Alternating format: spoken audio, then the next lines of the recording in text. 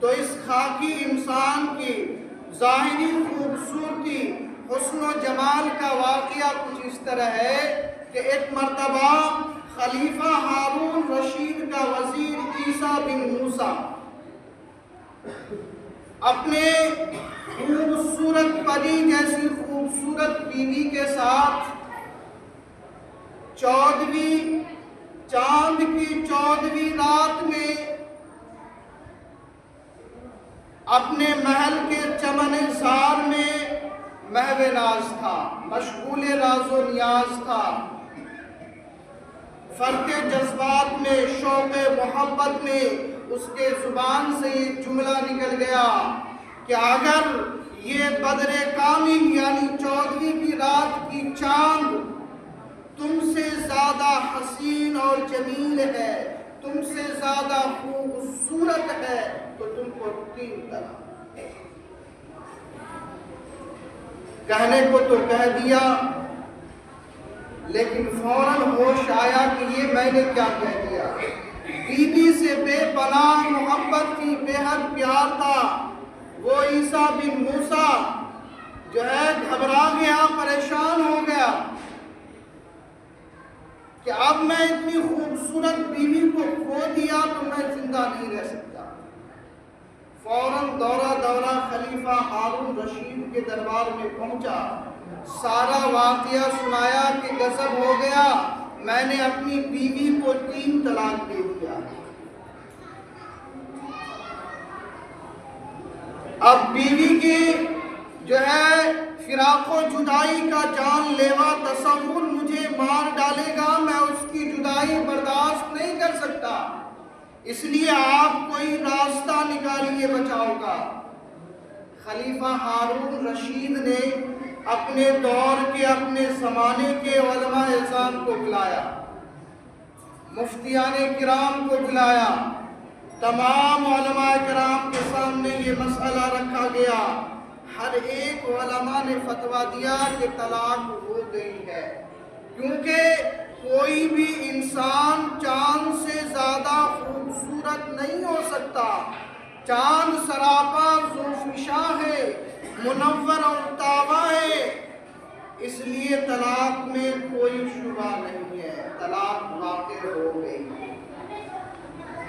لیکن سیدنا امام ابو حنیفہ رحمۃ اللہ علیہ کے ایک شاگرد خاموش بیٹھے ہوئے تھے۔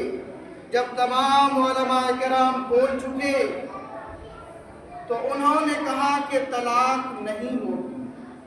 اب سارے علماء کرام چونک اٹھے، کیونکہ یہ کوئی معمولی بات نہیں تھی۔ ایک طرف سے تمام علماء کرام کی مخالفت ہو رہی تھی، ان کے فتویٰ کا انکار کیا جا رہا تھا، تو تمام علماء کرام نے ایک زبان ہو کر پوچھا کہ آپ کس دلیل کی بنیاد پر، کس دلیل کی روشنی میں یہ دعویٰ کر رہے ہیں کہ طلاق نہیں ہو؟ تو معزز سامعین، آپ کو معلوم ہے کہ انہوں نے کیا دلیل قائم کیا۔ انہوں نے یہی دلیل قائم کی اور یہی آیت کریمہ پڑھا کہ اللہ رب العزت قرآن کریم میں ارشاد فرماتا ہے لَقَدْ خَلَقْنَا الْإِنسَانَ فِي أَحْسَنِ تَقْوِيمٍ۔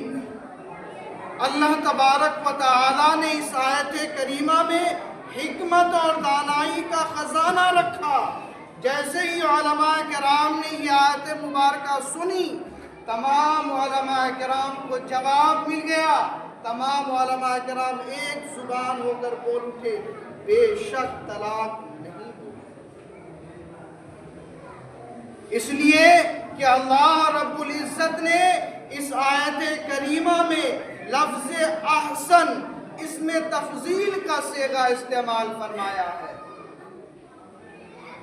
اور یہ صیغہ اللہ رب العزت نے کسی اور مخلوق کے لیے جو ہے استعمال نہیں فرمایا۔